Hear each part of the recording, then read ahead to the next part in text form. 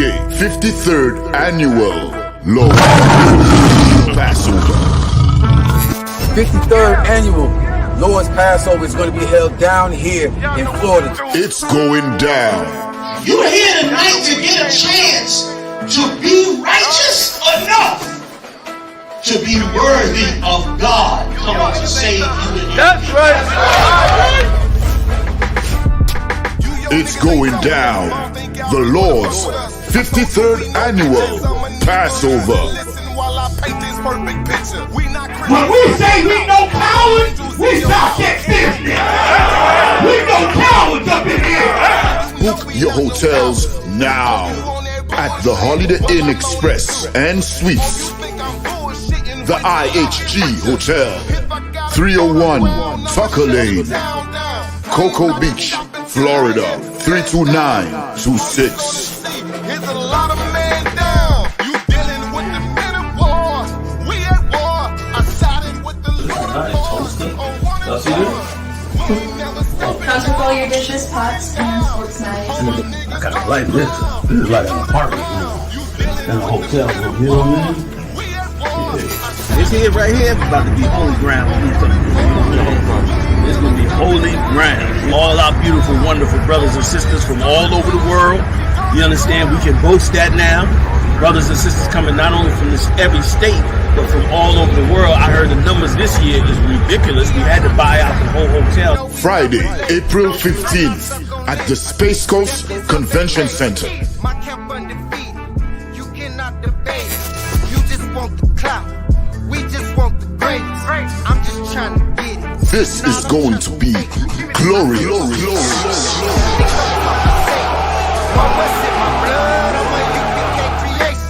We don't give a fuck. You can see it in our faces. Got it out the mud. Straight up out the base.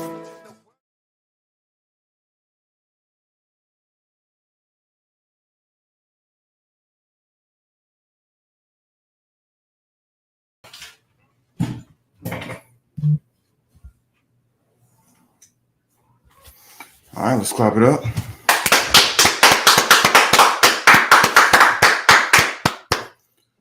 Shalom, DC, with the Israelite School of Universal Practical Knowledge. Start off with 1 West 125th Street, Harlem, New York, and the Commanding General Yahanna. Since 1969, we've been teaching the truth of the Bible, and that the truth is that the so-called Blacks, Hispanics, and Native American Indians are the true Jews, and that our oppressor is the devil that the Bible speaks of.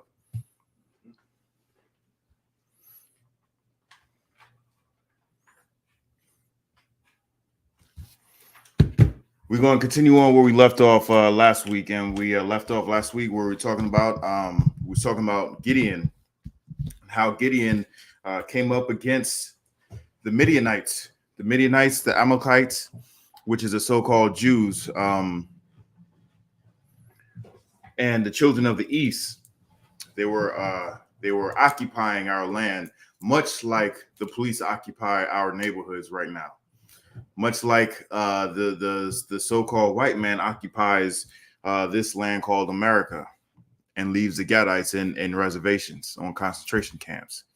You know what I'm saying? And the children of Israel, in particular, Gideon's men. And how many men? Just for a recap, how many men that he had with him? Gideon. 135,000. That's how many he expelled. How many men did he have with him to do that? 300. 300. He had 300 men that expelled over 130,000 heathens up out of our land. They heard us. They heard who we were. They were out in their camp. They heard us in the night, and they got up half crazed and scared, screaming, running, tripping over each other, and killing each other. And when that fog of war cleared up, they realized they was killing each other. They ran off. They ran off, and Gideon took chase. Right. The other tribes that was surrounding the area, The other tribes that were surrounding the area, they heard what was going on. They gave chase to them as well. Right? What we're going to do,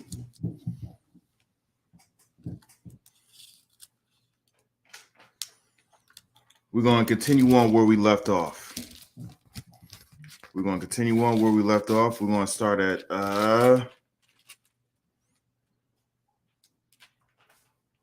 we're going to start at chapter 8. Let's do chapter 8, verse 1. Start at chapter 8, verse 1. If there's any questions, comments, or concerns, type it in the chat. We got any questions in the room? And we Tawab. All right, Most High in Christ. Again, tonight is a Monday night history class. We're getting into our history. This is our history, so-called Black, Hispanic, and Native American Indians history. This is how we were in the past, and the reason why it's in these scriptures is so that we can actually learn from our past. Just like in Gideon's time, they were in captivity, just like we're in captivity right now. What did they do to get up out of captivity? We remembered who we were, and we turned back to our power, and he heard our prayers, and he answered our prayers. The only difference is it's not going to be a man from amongst us to get us up out of captivity. It's going to be Christ. Most High is going to send Christ to get us up out of captivity, and this is going to be the last and final time we will ever be under subjection to anybody other than Christ, the Most High in Christ. We will never be in captivity ever again, right? So the reason why we go over this history so that we can remember how glorious we were, two, how we fell, and how we were able to get back to that former glory. We always turn back to the Most High. Unfortunately, we're stiff-necked and hard-headed and stubborn, and we wanted the gods of these other nations. Then Most High put us right back in captivity. And it was a cycle, which this cycle will be over starting now. How do I know this? Because World War III is right at our doorsteps. Right. Biblical prophecies is happening right before our eyes. It's happening now. You know what I'm saying? Those 4 horsemen are riding now. It's happening now in this day. Right? Let's get Judges Judges 8 start at 1. God. Judges chapter 8, verse 1. And the men of Ephraim said unto him, Why hast thou served us thus, that thou calledest us not, when thou wentest to fight with the Midianites?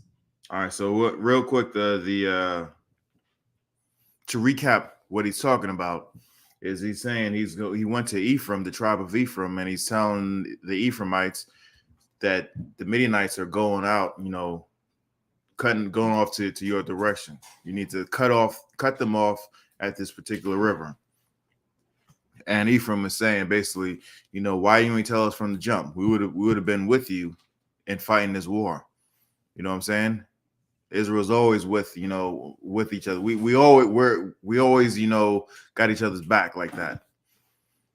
Especially when they're oppressing each and every one of us. They you know what I'm saying? So Ephraim was like, why you giving us the tail end of this thing when we would have been with you right from the beginning, right from the jump. So that's what's going on right now. Keep going. Come. And they did chide with him sharply. Verse 2.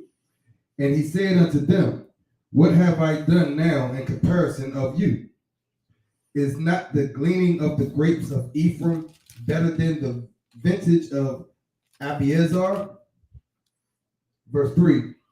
God hath delivered into your hands the princes of Midian, Oreb and Zeeb.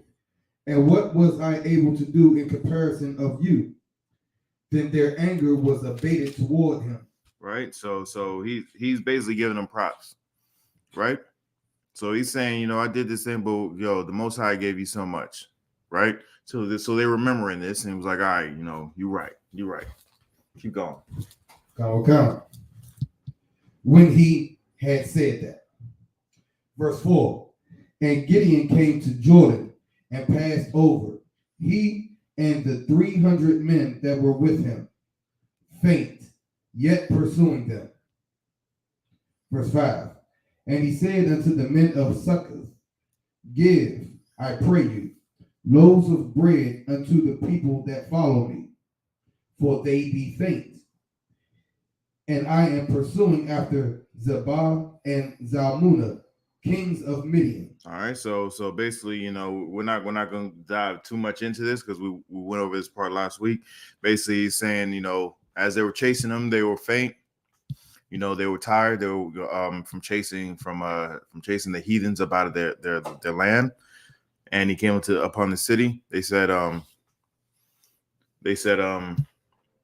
you know, give us bread and water, basically, because we're chasing these heathens, these bastards up out of our land, right? Read what he said. Verse 6. And the princes of Succoth said, are the hands of Zebah and Zalmunna now in thine hand? So he's saying, do you have them now? Are they your prisoners? Keep going. That we should give bread unto thine army? So why should I do this thing? You know what I'm saying? When we serve them, they're in power now, right? Keep going. Verse 7. And Gideon said, therefore, when the Lord hath delivered Zebah and Zalmunna into mine hand, then I will tear your flesh with the thorns of the wilderness and with briars. So even when he's and it's not even a threat. He's saying it's going to happen. Even as he's telling these men, as he's telling these men what's going to be their fate, he's given the Most High his just due. He's saying, even though it seems as he's chasing them, the Most High is delivering them to his hands. So even then he's given the Most High his just due. He's not saying, you know, he's not boastful and proud of the things that he's doing right now. He gave that to the Most High, right? And he says, once that happens, I'm going to do this thing to you. I'm going to do this terrible thing to you, right? Keep going. I'm going to remember that. Verse 8. And he went up thence to Penuel and spake unto them likewise. And the men of Penuel answered him as the men of Succoth had answered him. Oh, you disloyal bastards, right? Okay. Out of all that I've done for you, come on, let's go. Keep going. Verse 9. And he spake unto the men of Penuel, saying, when I come again in peace, I will break down this tower. Verse 10. Now Zebah and Zalmunna were in Karkor, and their hosts with them, about 15,000 men, all that were left of all the hosts of the children of the east. For there fell 120,000 men that drew sword. So 120,000 men died. Most High saw fit that 120,000 men fled before Slakia. 120,000 men that died before the Most High's men, which numbered 300. And then those 300 that was still there sent 15,000 fleeing. Come on, man. Come on, look at the spirit of the Most High. Look at his all his power. He caused an army, a whole army, to fall before 300 men. You can't even call 300 men an army. You know what I'm saying? That's more of a that's a small fighting force. You know what I'm saying? And these so-called these Edomites militias, they liken themselves into, you know, this group when they are nothing. They're like ants, you know what I'm saying? Like bugs that hit your windshield when you going at a high rate of speed, or even going a slow rate of speed. That's who they are. But they liken themselves into this, and they boast themselves up. When the true reality, they are the 120,000, and we are the 300. Now, just imagine you are being protected by these 300 men. You know what I'm saying? and they're being protected by the Most High. There's nothing that any of us should fear. But the big picture is the Most High is the one that protects all of Israel. If anything happens to you, if anything happens to you, you should wonder, what in the world did I do to anger the Most High to allow him to have this done to me? If I get out of bed and stub my toe, I'm like, Salakia, Most High. Whatever I did, Salakia. It was my fault. I will try not to anger you even more. Shapat Ayak said, would you say the 300 in this story, what's that? Would say the movie 300 is from this story, but they died. That's what we brought out earlier. Yeah. Hollywood loves to take from us. Esau loves it, and especially when I say Hollywood, there's a group of people that control the media. You know what I'm saying? That controls the music, that controls the movies, that controls the TV shows, that controls the news organizations. And it's no wonder that, and this is in the Old Testament where they subscribe to. It was no wonder that they would take a movie like that. They would take a story like this and make a movie like that. But surprise, surprise, surprise. We didn't die. We don't, unlike, how the way Hollywood does it, the black guy doesn't die in this movie. You know what I'm saying? This is the Most High orchestrates this. Everybody else died. And in specific, Amalek was a part of this 120,000 men that got so scared of the night that they were killing each other. So yeah, they did take some. They took it's no one. They always taken from our records and building themselves up, and they made it look so glorious that these men gave their lives. You know what I'm saying? These 300 men gave their lives and then got betrayed by their own. That's how the story went. They got betrayed right by their own.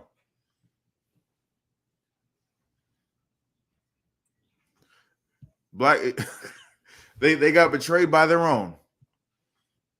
But there was no betrayal in this story. You know what I'm saying? There was none. All the glory went to the Most High. There was no betrayal. We did not die. You know what I'm saying? And then it galvanized us together. Galvanized the nation. It brought us together. Made us like, like the glue hardened. You know what I'm saying? Let's keep going. Did you have something? Yeah. Salaki, sir, just had a thought. With Gideon and his men, the Most High said, give me the notoriety that I give you the strength to fight this battle. So Gideon and his men, he give up props to the Most High. The Most High has their back, but Gideon and his men have a weapon that the Midianites could never actually fight against, which is brotherhood. Say that one more time. Oh, but boy, before you say that, there was no choice but to give up props to the Most High. There was no choice. When Gideon first gathered his army, the Most High says, no, it's too much. It's too many men. It's 32,000 men, even though they went up against 130,000 men. He was still saying it's too many men, because if you do win, if you're fighting on my side and I'm on your side, you're going to win. If you have that number, you're going to say it was because of you. So the Most High dwindled that number down to 10,000, and then that was still too high, and then dwindled that number down to 300. So it was no argument and who was the power. You know what I'm saying? There was absolutely no argument. As far as the second part, what was you saying? The second part, I was saying that the Midianites were never able to defeat Gideon and his men because they didn't have the weapon. Gideon and his men had the greatest weapon, which is brotherhood. can't defeat Right. brotherhood. You can't defeat brotherhood. You can't defeat brotherhood. True brotherhood. Because Esau and his militaries, they promote brotherhood, and they want to boast up, there are other Edomites who join the military and do these heroic acts and whatnot. For instance, did anybody remember that football player who gave up his NFL contract and went and fought overseas in the Afghan war? You never heard of this dude? I heard the story, but didn't pay attention to it. But Edomite don't care. Yeah, he was a safety for Arizona Cardinals. Gave up a multi-million-dollar contract. Pat Tillman gave a multi-million-dollar contract, went overseas, joined the special forces, and got killed in the war. Yeah, got killed. Came home to a warrior's welcome. You know what I'm saying? They threw parades for him. Everybody remember Pat Tillman. NFL did a big expose about him, saying he gave up a life of luxury and went out to war and gave his all for his country. Blah blah blah. But people don't know how he died. People don't know how he died. He died from something that happens so often they have a name for it. Do you know how he died? The name that they gave this event, it's called fratricide. You know what fratricide is?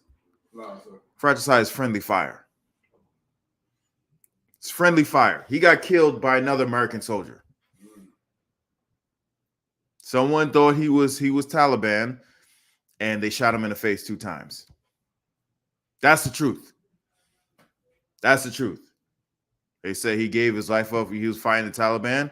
Okay, maybe. He was fighting, Al-Qaeda and whatnot. He was fighting the enemy, insurgents, all this other stuff. But somehow his own countrymen, the members of his own military shot him and killed him. This is absolutely true. It is not made up. It's not conjecture. It's not what I think. This is written down. This is his official death. And it happens so often they give a name for it. Fratricide, friendly fire. This happens all the time. For one reason or another. Now, sometimes it's like an honest, whatever you want to call it, an honest mistake. I don't know how they call it an honest mistake, right? That can happen. But more often than not, it happens when people are just not getting along within a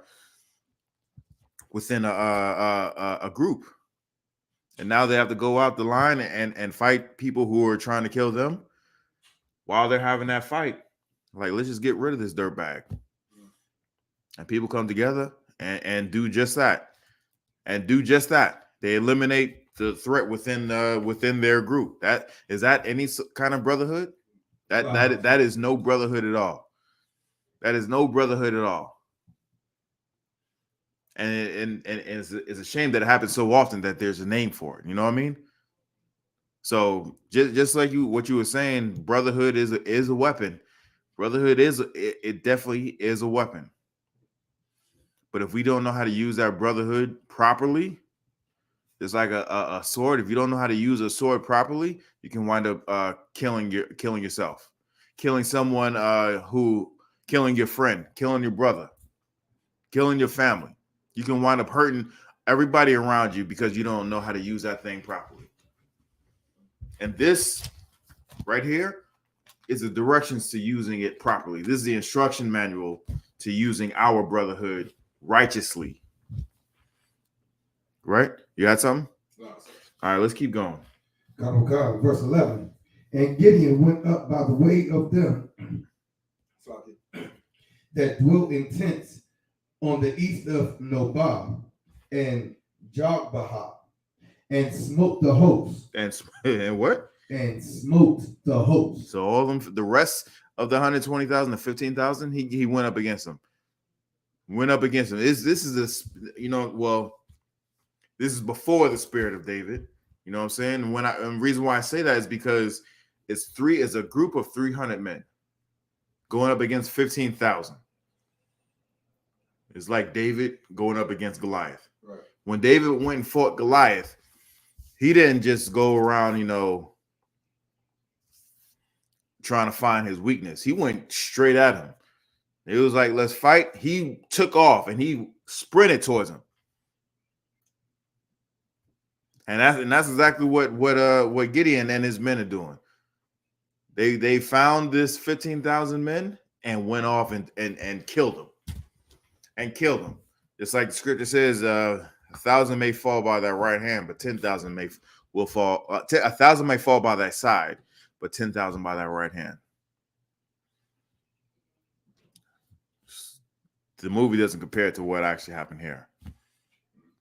That false movie, that ripoff, that knockoff, it doesn't happen. The 300 doesn't die here, right? Keep going. Come. For the host was secure. Verse 12.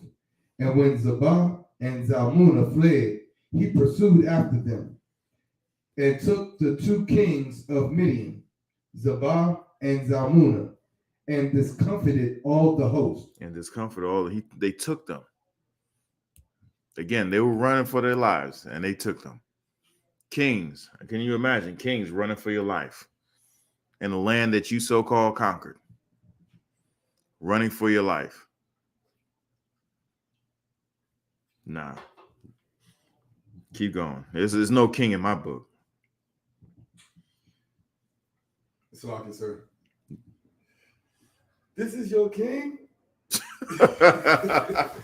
Right? Is this your king? Really? And really, like, what nation has 2 men ruling? That sounds kind of homosexual. Yeah.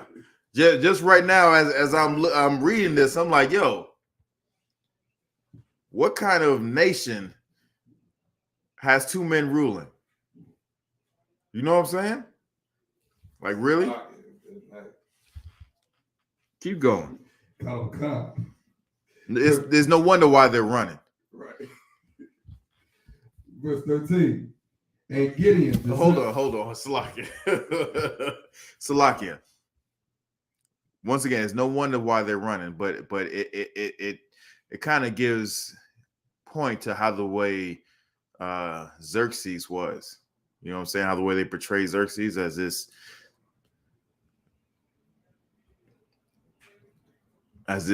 being, this community being. You know what I'm saying? But you have something? Yeah, it's a lot concerned. That movie, the dude Xerxes looked like the original metrosexual. Ancient metrosexual. Ancient, but he wasn't the original. He wasn't the original. They had others before him. God. Had many others before him. Where do you think he got it from? Right. You know what I'm saying? God. He wasn't that original. Let's keep going. Cut. Verse 13. And Gideon, the son of Joash, returned from battle before the sun was up. Before the sun, he did all this before the sun was up. The Most High delivered all this host of army that took over the land of Israel and basically bled it dry.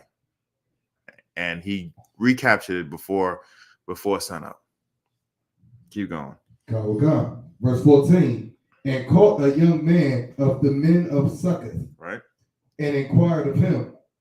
And he described unto him the princes of Succoth and the elders thereof, even 70 men. So he described he went and inquired specifically who turned him away. And he went straight to the leadership. Right. And he got the description of the men that were in charge so that when it comes time to mete out this punishment, he was going to act righteously, right? Keep going.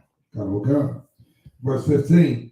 And he came unto the men of Succoth and said, Behold, Zebah and Zalmunna, with whom ye did upbraid me, saying, Are the hands of Zebah and Zalmunna now in thine hand? Yeah. Look, you said, are they in thine hands? Well, you said that then. How's that dirty Hamite do?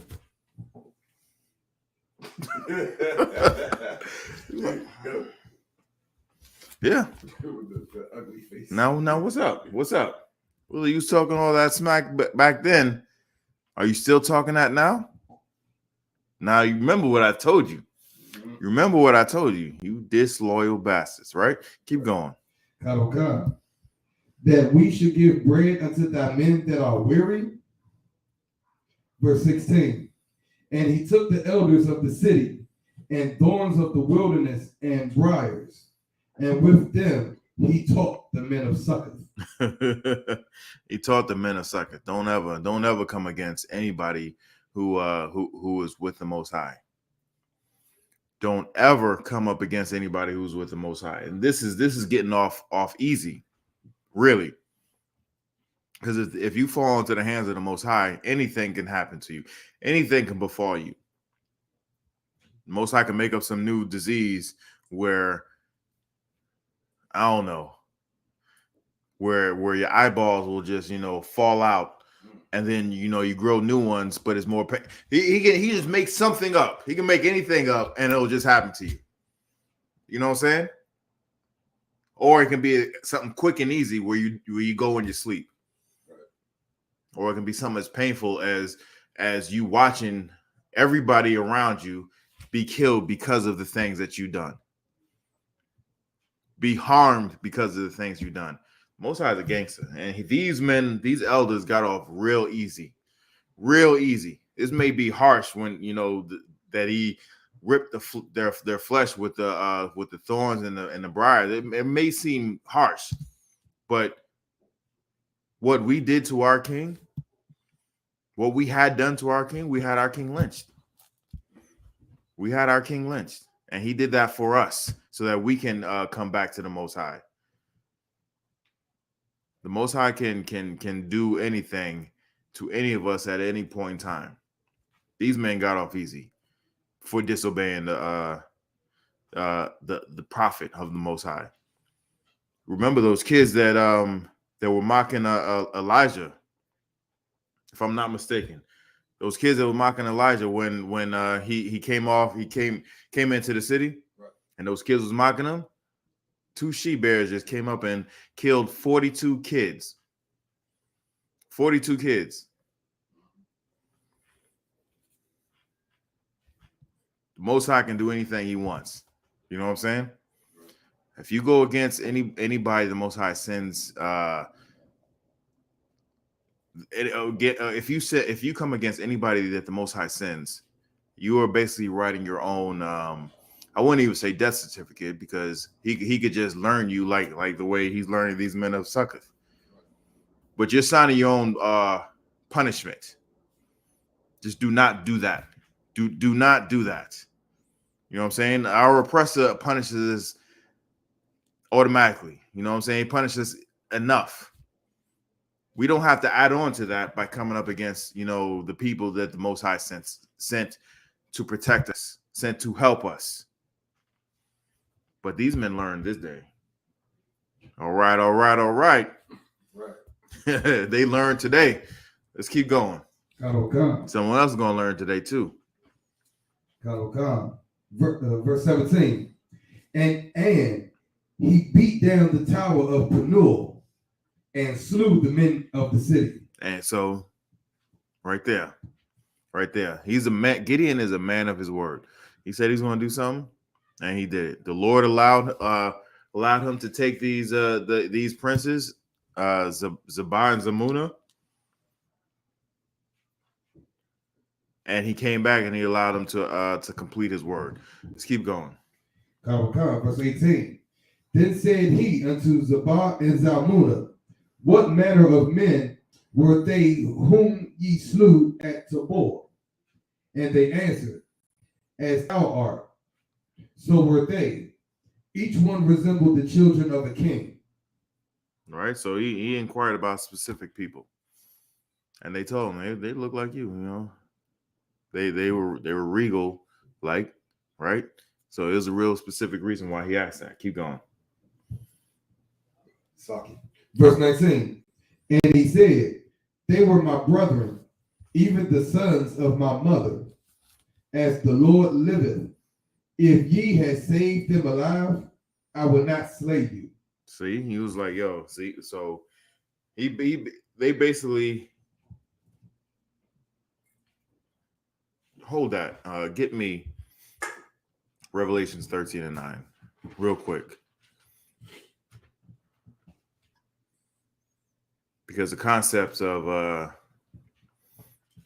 laws, of punishments of heathens, our punishments, our judgments, whether it's in this book that came before this book, it doesn't matter. It's always been there. All of this has always been here, right?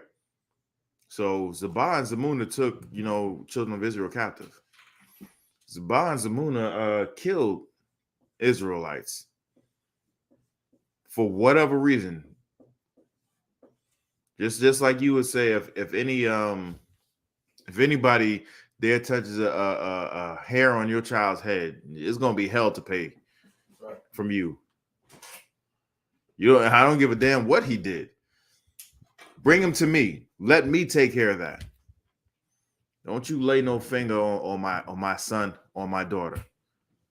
Don't do it. It's gonna be hell to pay. That's right. And in this case, the Most High is the Father, and the Most High can do anything he wants to anybody at any given time, right? So he's given power to Gideon. He's given him that power. Now these men killed his brother, killed his family. Read me Revelation 13:9. Revelation chapter 13, verse 9. If any man have an ear, let him hear. Now this is kind of a bit rhetorical, because he's saying if anybody has an ear. What he's really saying, if anybody has any understanding, you need to understand this right here. Keep going. Verse 10.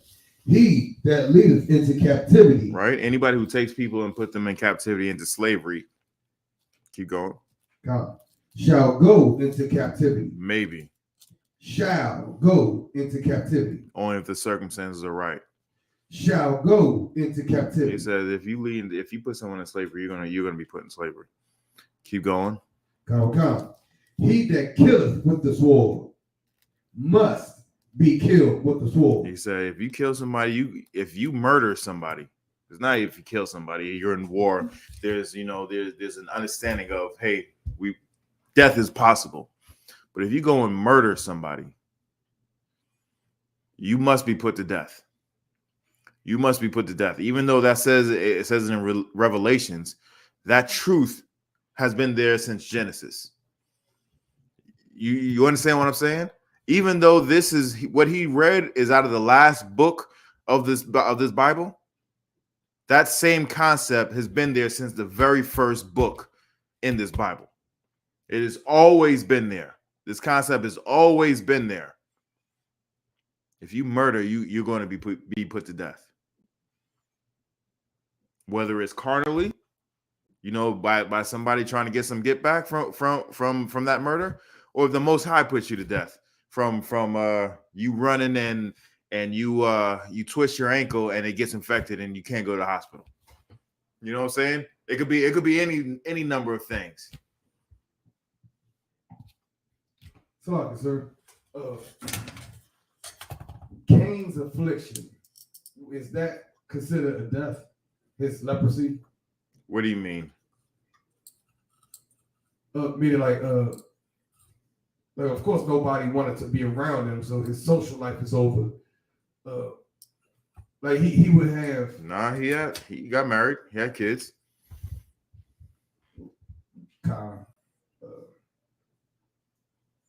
Built a city.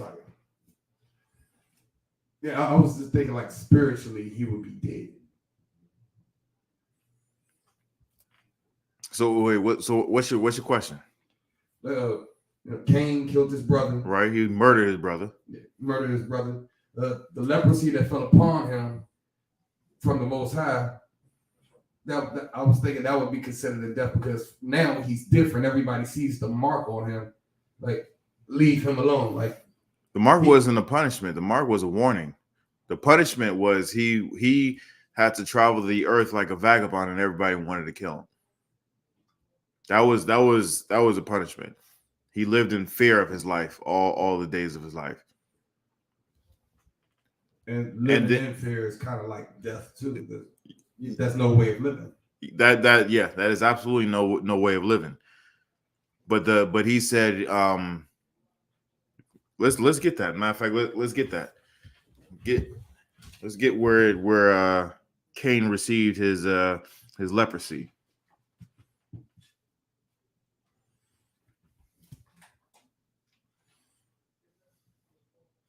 Slocky, I can bear with me 1 second.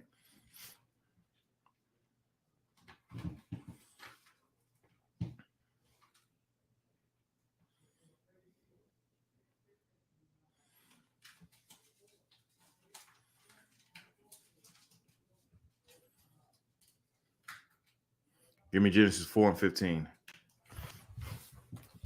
God. Genesis chapter 4, verse 15. And the Lord said unto him, therefore, whoever slayeth Cain. Hold on. Read 2 verses up. Verse 13. And Cain said unto the Lord, my punishment is greater than I could bear. Hold on. Read 2 more. Skip me up 2 more verses if you could. Verse 11. And now art thou cursed from the earth, which hath opened her mouth to receive thy brother's blood from thy hand. One more verse. Verse 10. And he said, what hast thou done? The voice of thy brother's blood crieth unto me from the ground. Right. So he's realizing Most High always knew that he killed his brother. Right. So basically he's saying, I know you killed. I know what happened. Your brother's blood is crying up from the ground. What happened? Right. Keep going. Verse 11. And now art thou cursed from the earth, which hath opened her mouth to receive thy brother's blood from thy hand. Right. So he's cursing Cain. Keep going. That's not all. Verse 12. When thou tillest the ground, it shall not henceforth yield unto thee her strength. A fugitive. So he's saying when you go to till the ground and he's farming basically, the earth is not going to give you what you once had before. And real quick, how do we know that the Most High honored Abel's sacrifice over Cain's sacrifice?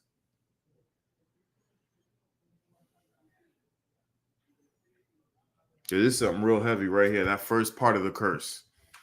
How do we know that the Most High honored? How did Cain know that the Most High honored Abel's sacrifice and didn't honor his sacrifice?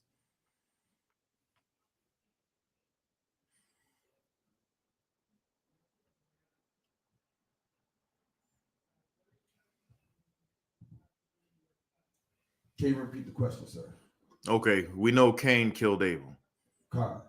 And we know the reason why he killed him because the Most High honored Abel's sacrifice and did not honor Cain's sacrifice. How do we know that Cain knew? How does Cain know that the Most High honored Abel's and did not honor his? Some of the Christian church does not understand, and they don't teach because they don't understand. Well, Cain knew that he wasn't giving his best. Okay, he knew. But let's say this. You have a phone bill and I have a phone bill. We have the same service, right? We're paying the same company, T-Mobile or whatever, right? You pay your bill as soon as the bill comes out, right? And then I pay my bill at the very end of the cycle. How do I know that since we both paid the bill, right? They both gave sacrifices. How do we know that T-Mobile accepted yours and didn't accept my bill? My money, the money from that I gave them.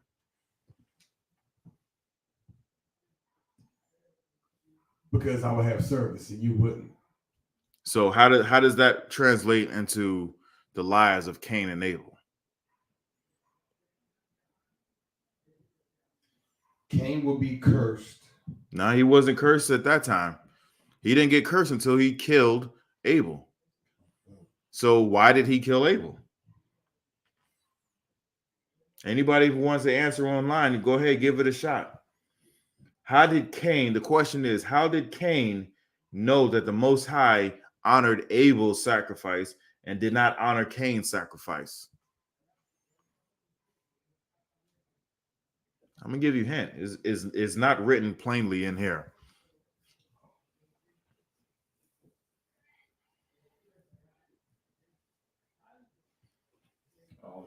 Anybody online world? Anybody want to give this a shot online before I give everybody the answer real quick?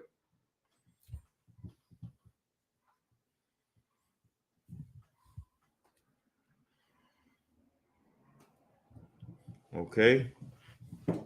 Kawana answered, Yahweh accepted Abel's and not Cain's. Okay, how do we know that the Most High accepted Abel's sacrifice but did not accept Cain's? How did Cain know? Why in the world was Cain jealous? How did he know the Most High accepted Abel's his brother's sacrifice and did not accept his? That's correct. Our Roger said Abel followed what the Most High ordered, right? He followed what the Most High ordered. The first of the fruit. Yeah, the first fruits. Yeah, he gave what he's supposed to. But there's still some people who give. There's a reason why the Most High had to send Christ to die for us, because even though we were sinning, we were still paying the price, the sin tax, the sin offering to have the sin removed from us, so to speak. So it didn't matter that sacrifice that we were having. It didn't matter to us. We just pay that tax, pay that price, and then just keep on going sinning. So even though he followed the Most High's orders, we in today's time, or I say we in later time, we follow the Most High's order and still continue to sin after that. So how are we to know that the Most High actually accepts our offering or denies our offering? And in this particular case, how do we know that Cain's sacrifice was not accepted and Abel's sacrifice was accepted? Sloppy, sir. Abel followed orders and Cain didn't. That's true, but how do we know? Okay, so Cain didn't follow orders, so why was he jealous? It shouldn't have been no reason why he was jealous, because so what? What's the proof that the Most High accepted his sacrifice and didn't accept Cain's sacrifice?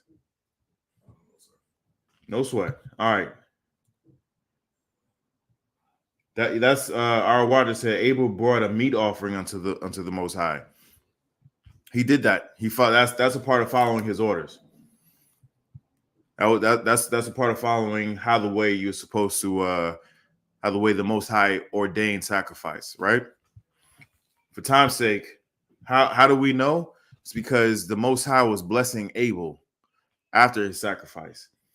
Everything he was doing basically everything he was touching was turning to gold, so to speak. You know what I'm saying? That's a figure of speech. I'm not saying everything he touched, he was, turned to gold. I'm not saying that. What I'm saying is everything he put his hand to do became prosperous. Everything Abel was doing was a toil and a work, and it was not prosperous, and it was not easy as what Abel was doing. You know what I'm saying? Just think about just think about and I'm in these terms, I'm not saying this is exactly what it is, right? Just think about the career of LeBron James. Very, very, very successful, right? No one could really argue that he is not successful. Very successful. Now look at the career. I mean, he's done the hard work. He's done the workout. He did everything to put to make his body better. Despite he did what he needed to do to stave off injuries or stave off long-term injuries, even if he had to sit a few games or a few weeks. Get his body right, get his mental right. He spends a lot of money rehabbing and just building himself up. He has a team around him where he builds himself up, keeps the negativity out so he can be the machine he is right now, right? Let's go to Kwame Brown. Kwame Brown has been in the news and whatnot in the sports arenas where he was a bust. You know what I'm saying? Even though he did the work, he put in the work, he did the workouts, he worked his tail off, he made it to the league, but everything, it wasn't handed to him. You know what I'm saying? He had to go through it the hard way, and even still, he wasn't successful as a LeBron James. What's the difference? Just in this context, I'm not saying this is exactly what it was, but in this context, let's just say Abel was LeBron, where he sacrificed to the Most High, and the Most High blessed him and put him on top on the top. Whereas Kwame Brown gave and I'm like I said, this is not exactly it, but let's just say, just for argument's sake, just for this example, Kwame Brown put in sacrifice, Cain's sacrifice, where he just gave the Most High any old thing. He still has some stuff, but he had to work extra hard to get that little things that he got. So he's looking at his brother, how his brother is super ultra successful, and he's doing the same thing that he's doing, but he's not being blessed. So he sees all the blessings that Abel is getting, and he knows that the Most High accepted his sacrifice and didn't accept his. Most High accepted Abel's sacrifice and did not accept Cain's. So that's how he knew that the Most High accepted his brothers and didn't accept his, because of the fruits that was being born. That because of the fruits of his labor that he's seen when he's being successful. So that's how he knew. That's how the Christian church cannot understand. They just do not get. So read that scripture one more time, verse 12. Genesis chapter 4, verse 12.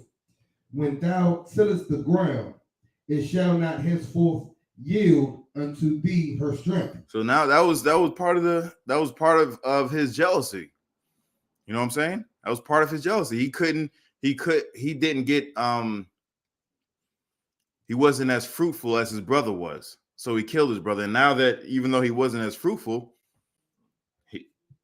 now that he has this curse on him, it's going to be even harder for him to get the stuff. You know what I'm saying? When all he had to do was do what do what Abel did, do what he was taught, do what he was ordered, because Adam taught them how to do it. It wasn't like he taught Abel and then like, hey, go somewhere, nigga. I ain't gonna teach you this. This ain't for you. Nah, he taught both his kids. Scripture says, teach your children the right way. I'm paraphrasing, and once they get older, they'll go the right way. Sometimes you got the spirit of Abel, sometimes you got the spirit of Cain. Right? So that was one part of his curse. Keep going. A fugitive and a vagabond shalt thou be in the earth. So he's saying you will have no home. You will not be accepted anywhere.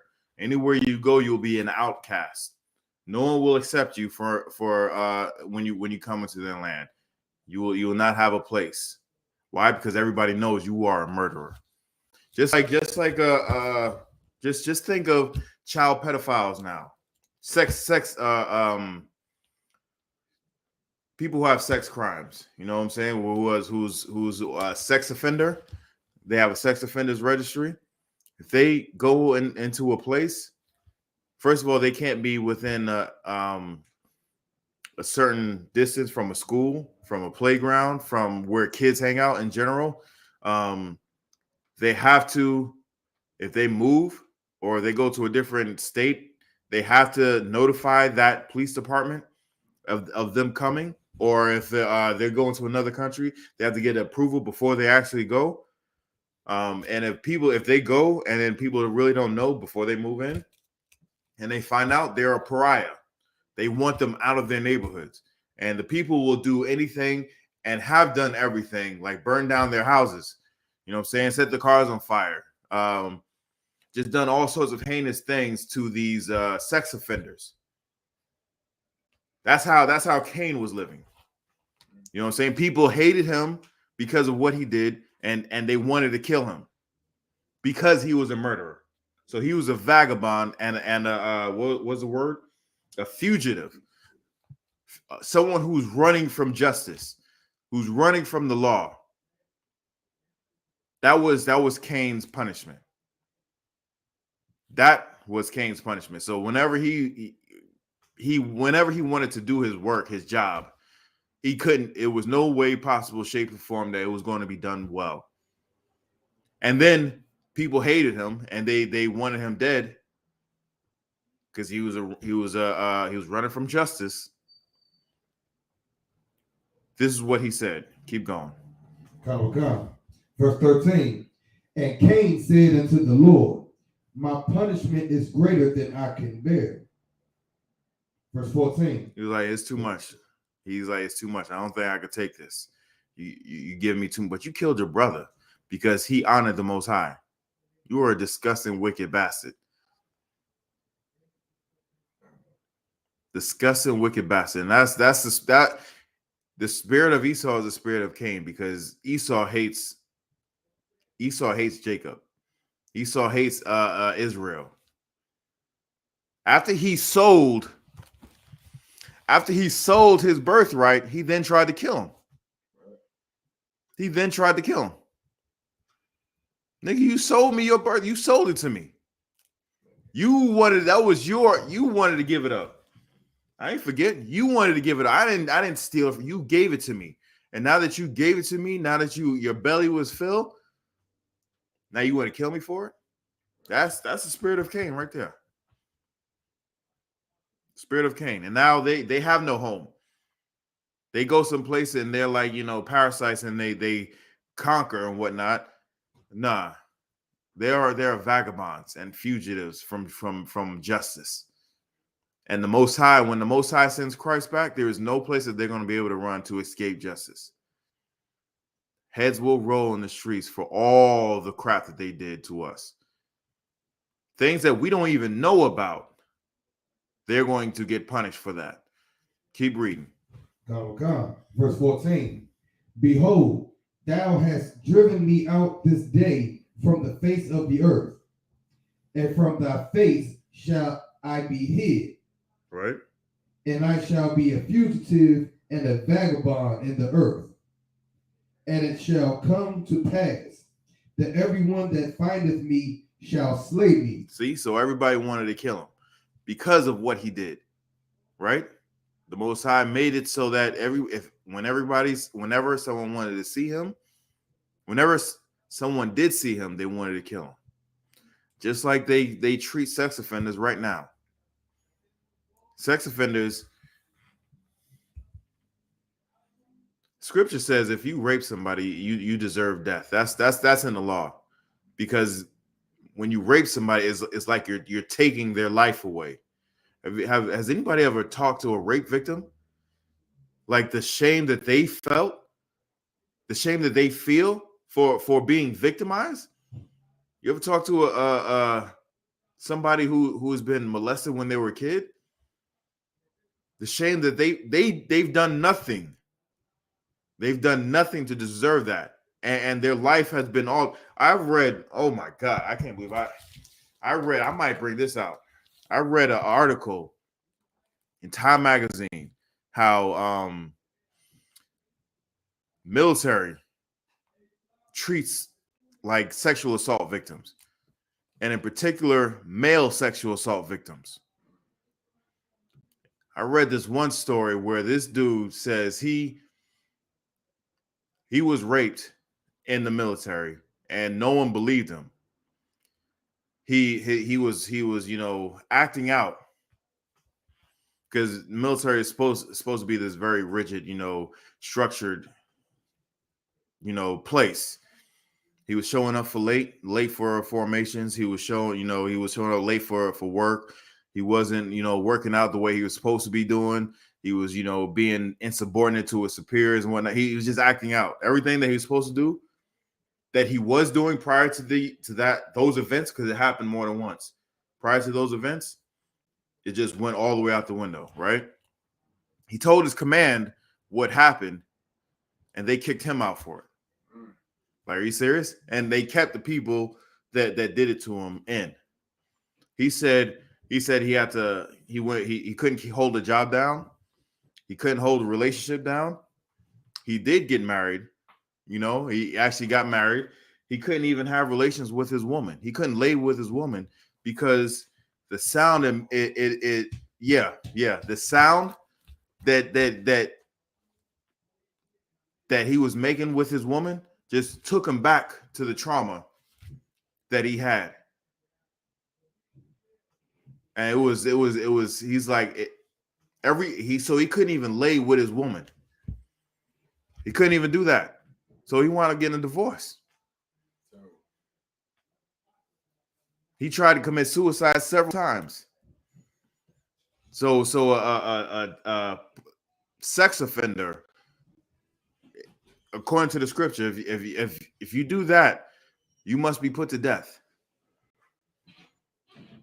And these people who are sex offenders, they go around fearing for their lives, and they actually have, at least in the U.S., you have to tell somebody. You have to tell the authorities to actually to where you're moving and all that. You have to tell the authorities your whereabouts for the rest of your life.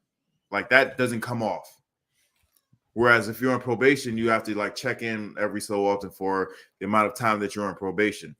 That's bad enough. You know what I'm saying? You stick somebody up for their $20 or whatever. You wind up getting probation, and you have to go through this protocol. Sex offenders, they go through this protocol for the rest of their lives. I'm not advocating for them. Nah, not by any means. We need to be warned of who is a sex offender, right? I need to know in my neighborhood who's a sex offender.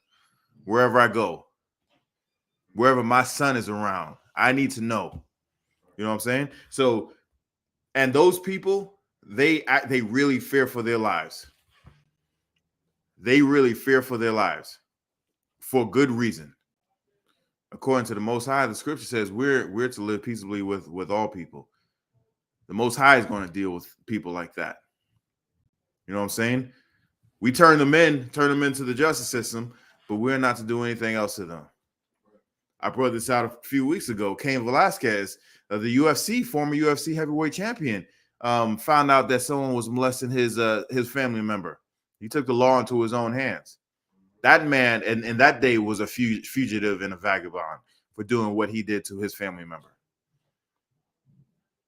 The same way that guy was running for his life from Cain Velasquez is the same way Cain, no pun intended. Right, right, yeah, it just crossed together. No pun intended.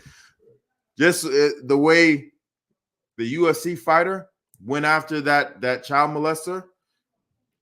That's the way, and the way he felt in that time, because it was a highway chase, and Velasquez was shooting at the car. You know what I'm saying? He was shooting at him, trying to get him. That's the way Cain feels since the time the Most High put this curse on him. Right? Let's keep going for time's sake. Okay. Verse 15. And the Lord said unto him, therefore, whoever slayeth Cain, vengeance shall be taken on him sevenfold. So they say anybody who kills everybody want to kill him because he's a murderer. We read earlier, he that leadeth into captivity shall go into captivity. he that kills with a sword must be killed with a sword. But the Most High was like, all right, I'm gonna give you some. I'm gonna show you some leniency. Anybody who kills you, sevenfold. Vengeance shall be taken on them sevenfold. You had some? A question, sir. Cain was the first murderer, correct? I think I heard this before. Cain was the very first murderer. I've heard that saying before, but I'm not going to say that he was the first. Concept. Why? Because everybody knew the concept of it. You know what I'm saying? So I'm not going to say he was the first murderer. I'm not going to say that. I can get some clarification on this in the scripture breakdown, but I'm not going to put that out there saying that he's the first murderer. So read that 15 from the top again, Baba Kashar. Verse 15. Genesis chapter 4, verse 15. And the Lord said unto him, therefore, whoever slayeth Cain, vengeance shall be taken upon him sevenfold. Right, sevenfold. Right, keep going. And the Lord set a mark upon Cain, lest any finding him should kill him. Right, so everybody knew who Cain was because he was a murderer. Word got out, right? So the Most High set a mark on him. Red means stop. Red means stop. You know what I'm saying? His blood showed forth through his skin. What color is blood? Red. Red. What color is Esau? Red. Red. He's not white. He's not the color of these pages on this book. You know what I'm saying? That is not him. That is not him. He is red. He shows blood shows forth through his skin. That was the marking of Cain. The curse was him being a fugitive and a vagabond, and him can't tell the earth the way he once did. That was the curse. The marking for him, for everybody to be warned that if you kill this dude, whatever you do to him, vengeance will be taken upon you sevenfold. So it's more like a warning to everybody else. You know what I'm saying? Like a rattlesnake. You know? So his leprosy is like a rattlesnake to a rattle, letting everybody know you can take him out, but chances are you maybe shouldn't. You know what I'm saying? Did I answer your question? All right, let's get back to Judges 8. Let's get back to Judges 8. Where did we leave off at?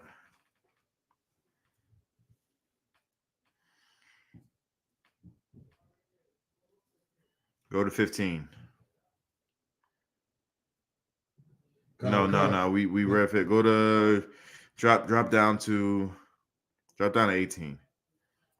Yeah, he tore down the Tower of Puno in 17. Right, go to 18. Sure. Judges chapter 8, verse 18.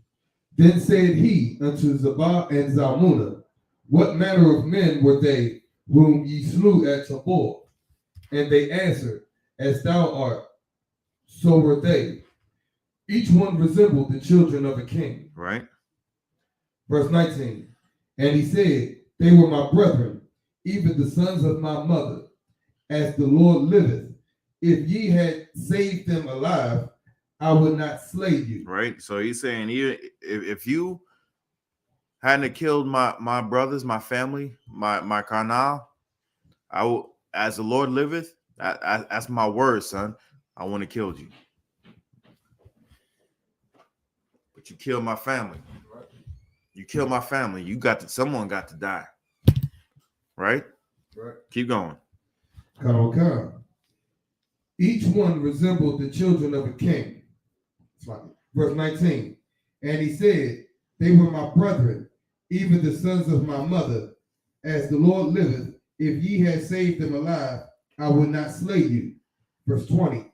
And he said unto Jether, his firstborn, up and slay them. So he told his firstborn, get up, kill these dudes. They killed our family. That was your blood as well as my blood. kill them for execute this judgment for what they did. Right? Keep going. But the youth drew not his sword. He didn't draw his sword. You know, he had never killed a man before. And if anybody, you know, we got a lot of artists out here saying, you know, how easy it is to, you know, kill a man. It is not easy to kill a man. It may be easy to pull the trigger, but it's not really easy to kill a man. And honestly, it's not even that easy to pull a trigger.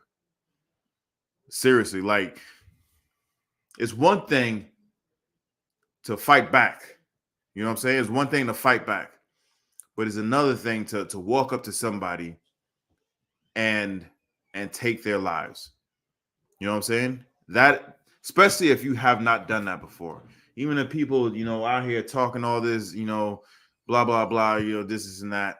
It's not easy to do that. And honestly, if you had done that, it changes you. It really changes you. So this young man had not done this before. And these kings, probably queens, was looking at him.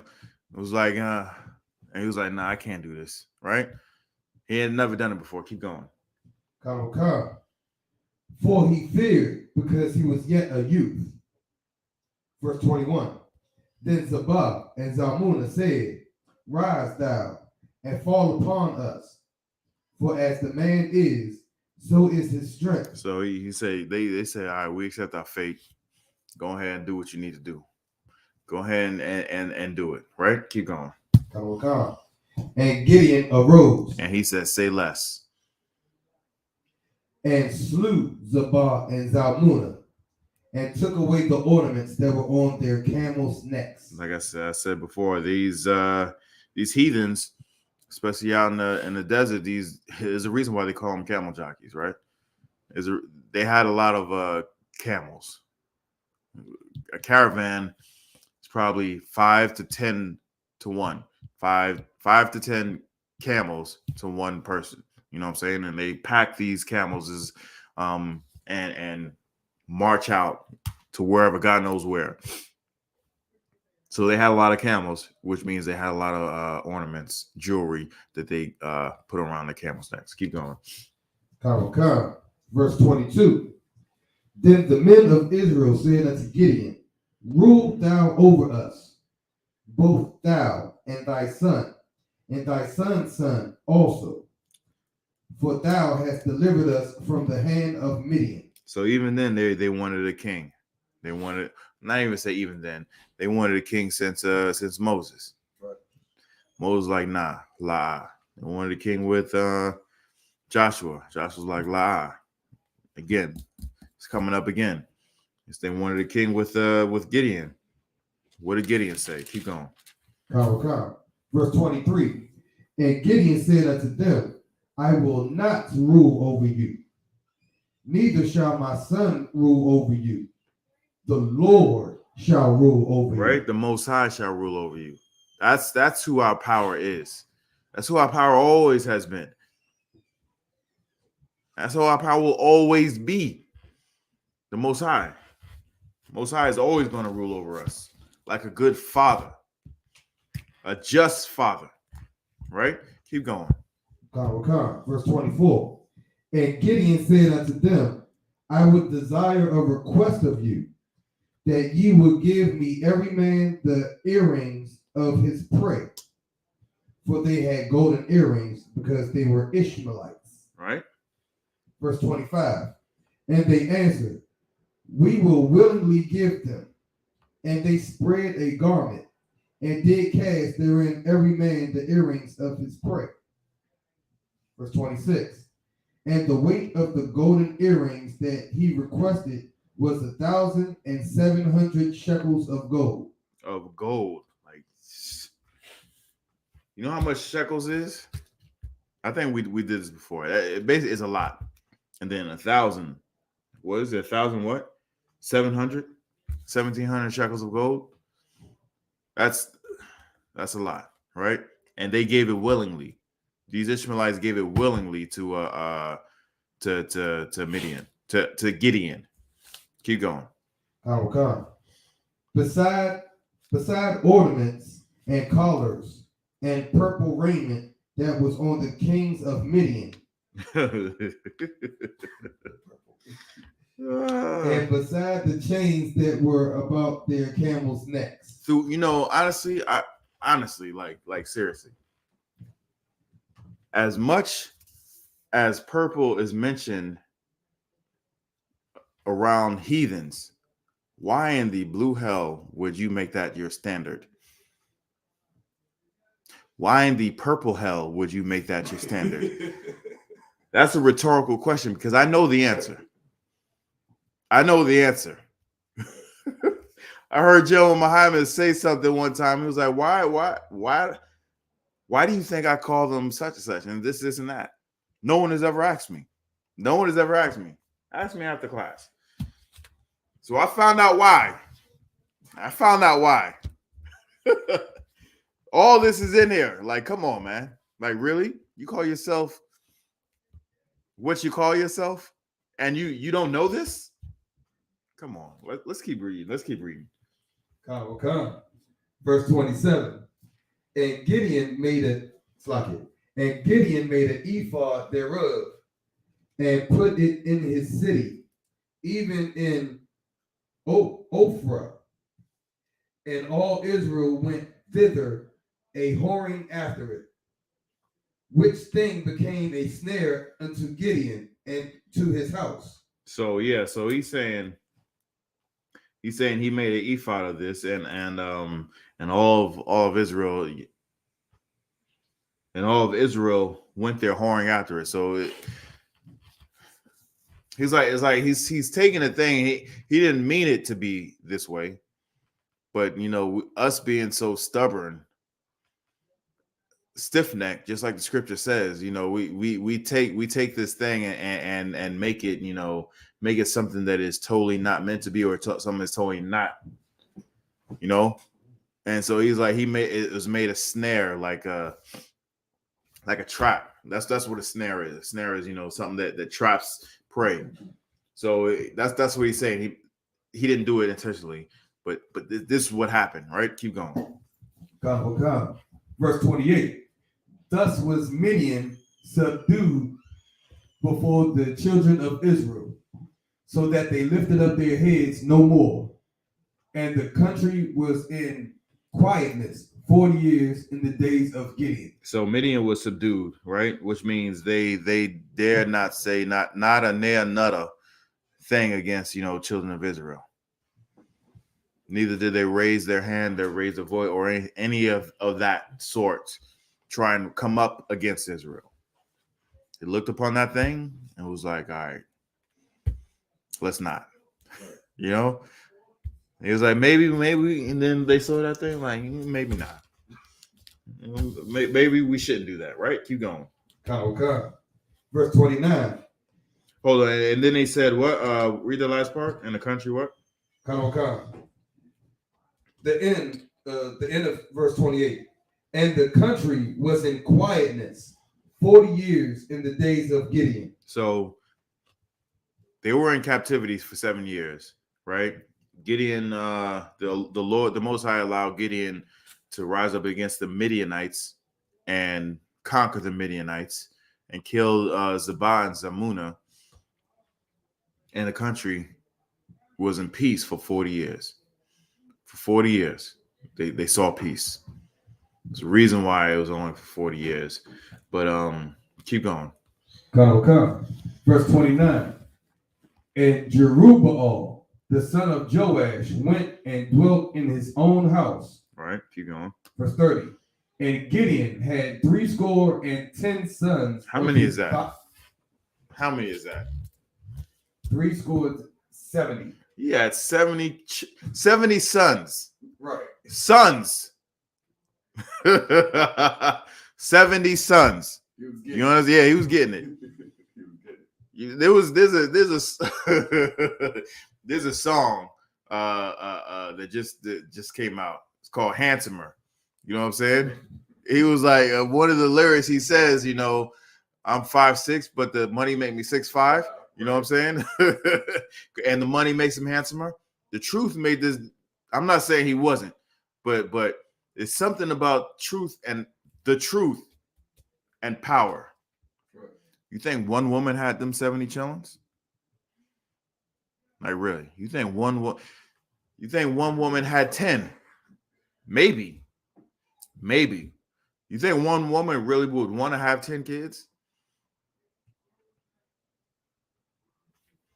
It Nowadays, may be no.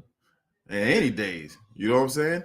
Back in the day, They had them. Yeah, But you think they really wanted to have all them kids? All them kids, you think they would want to probably stop at 6? You know what I'm saying? They probably wouldn't mind having a house full of kids, you know what I'm saying? Because honestly, kids keep you younger. You know what I mean? They keep you, and then after they get to a certain age, they just, make you older. Ask me how I know. But anyway, he had 70 sons.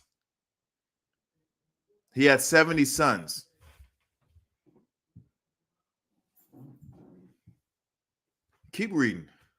Verse 30. And Gideon had 70 sons of his body begotten. So he had them. It wasn't like nowadays.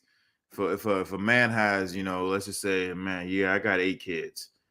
It's because he probably got he had 2 or 3. He had 2 or 3 from another woman. That situationship didn't work out. Then he went and got with another woman who already had 2 or 3 kids, and then they had 2 or 3 kids together. Right.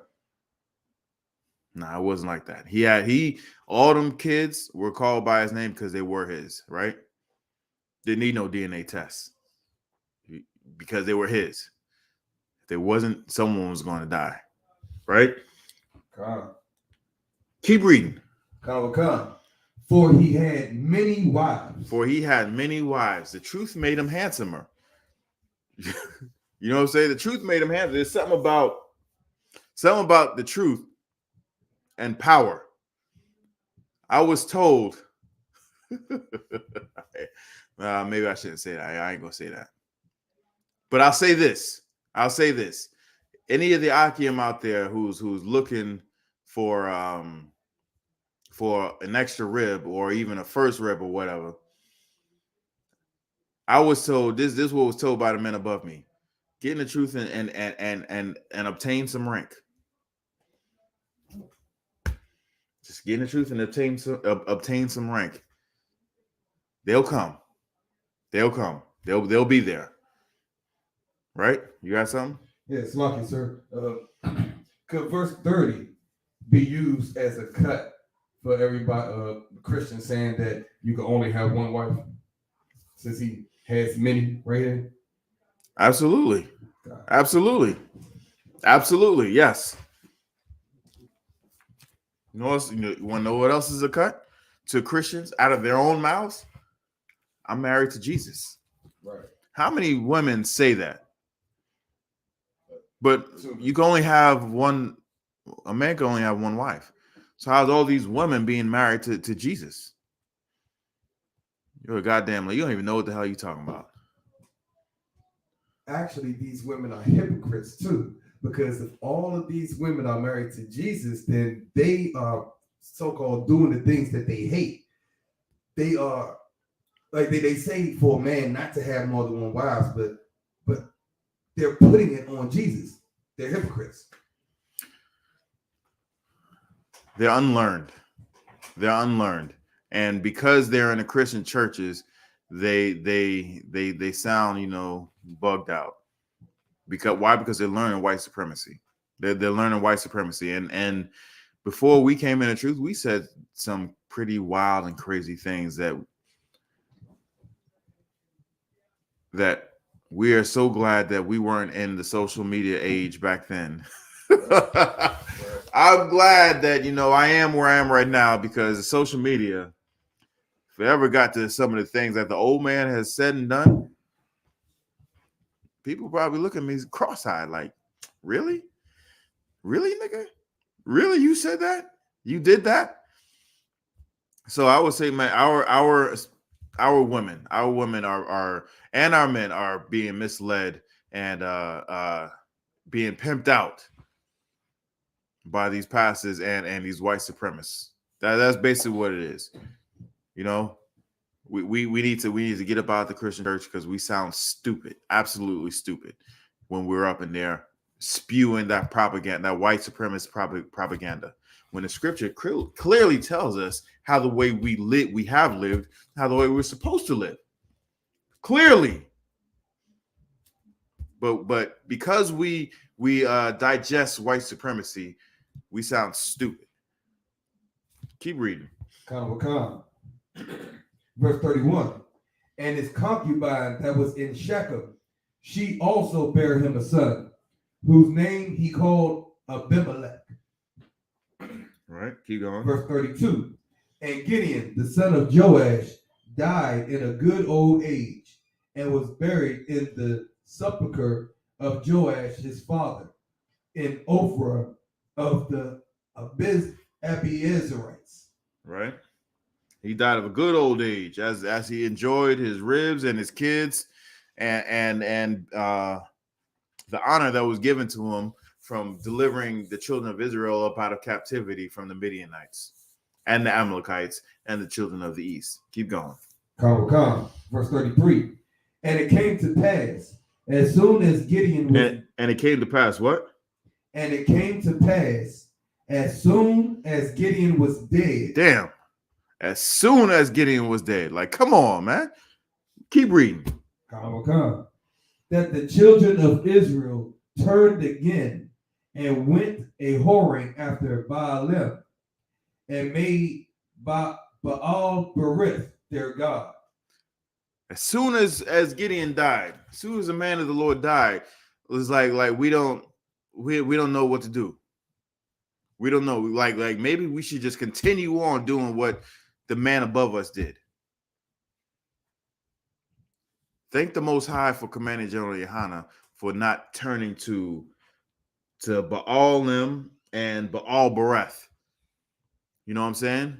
He was the last man in the truth, and he raised up this nation back to where, well, it's not fully back to where it, but he raised it up to where it is right now. Right? You have something? Yeah, sir. He was the shepherd at that time, and when he died, the nation had no shepherd, so everybody went astray. So you're saying if there's no shepherd, we don't know what to do? Exactly. But aren't we a nation of kings and priests? Yes, we are. Aren't we supposed to do what the man above us was doing? We're supposed to. So why didn't we do that? That's the protocol, right? Yeah, that is the protocol. Israel is a stiff-necked people. Okay. Moses didn't go into the land of the land flowing with milk and honey. Did we fall to Baal then? No, we didn't, because Joshua was a man that took over. Come on. Just like Joash, Slakia. Just like Gideon, son of Joash, died. There should have been someone there who was learning at his foot, so that when he goes, someone will be there to fill the void. Just like we said, it's like it was been said at camp. Any one of us could be standing in that position, that head position, and we have to know what the man above us does, so that if, God forbid, if that happens, or for any reason that we are that man standing there, we know how to carry out the camp the way it's meant to be carried out. And the way it's meant to be carried out is by order of the Most High. Right. So we shouldn't have been as soon as he died. Like, seriously, Scripture says as soon as he died, we left from his ways. That's what the Scripture. I'm going off of what the Scripture is saying. It says as soon as Gideon died, we left from the way what he was doing, and we went a totally separate way. Why? Because we're stiff-necked and hard-headed. filled with lust and filled with our own, lust and whatnot. But keep reading. Okay. Verse 34. And the children of Israel remembered not the Lord their God, who had delivered them out of the hands of all their enemies on every side. On every side. Like, come on, man. Come on. 40 years before, we were stuck with these parasites, these Ishmaelites, and these, because the Midians are Ishmaelites. They were stuck with the Amalekites, the people who stole our heritage. And we're stuck with the children of East, these nasty, dirty, stinking, vile East Indians. Vile people, you know what I'm saying? And 40 years later, we just turned away from the Most High, who got us up out of that captivity in a most glorious fashion, using 300 men. Come on, 300 men. And we forgot about it. As soon as he dies, as soon as the hero of the story dies, keep reading. Come. Verse 35. Neither shewed they kindness to the house of Jerubbaal, namely Gideon, according to all the goodness which he had shewed unto Israel. That's a problem. That's a problem. That's a problem. Fortunately, when we get back into power, that part of the story will never happen again. We will never turn from the Most High again. We will never follow Baal. We'll never follow, heathen gods. There will be no heathen gods. Everybody will pay homage to the Most High. Everybody will pay homage to Christ. And everybody will pay homage to the men that serve Christ, and to the men that serve the Most High in Christ. Everybody. And if you choose to make your own idol, you choose to make your own God, you'll be dealt with accordingly. And that will be a swift and just judgment. And it'll be in front of the eyes of everybody. It won't be in secret. So if anybody else gets any crazy ideas, you're going to get this judgment. That's in the kingdom. Until we get there, we're going to have to remember how the way the Most High got the children of Israel and used Gideon and 300 men to get us out of captivity from the Midianites. We're going to have to remember how the Most High slayed the most powerful, the first superpower on earth, the Egyptians. You know what I'm saying? We're going to remember how the way one man defeated an entire army with the jawbone of an ass. We're going to have to remember these things. And once we actually remember these things and remember the power is really for us, and we turn back to that power, there's nothing that's going to stop us, right? Why? Because right now we're on the doorstep of World War III. World War III is right here. It's knocking on the door. It's about to break it down, bust it down. Then what you going to do? I suggest you get in, you get in class, get in all black if you're a brother, come in, get in class if you're a sister, and really learn how to be One West. Because One West is the only ark out here of the time of this flood. With that, I pass the class of priest and officer Pagagua.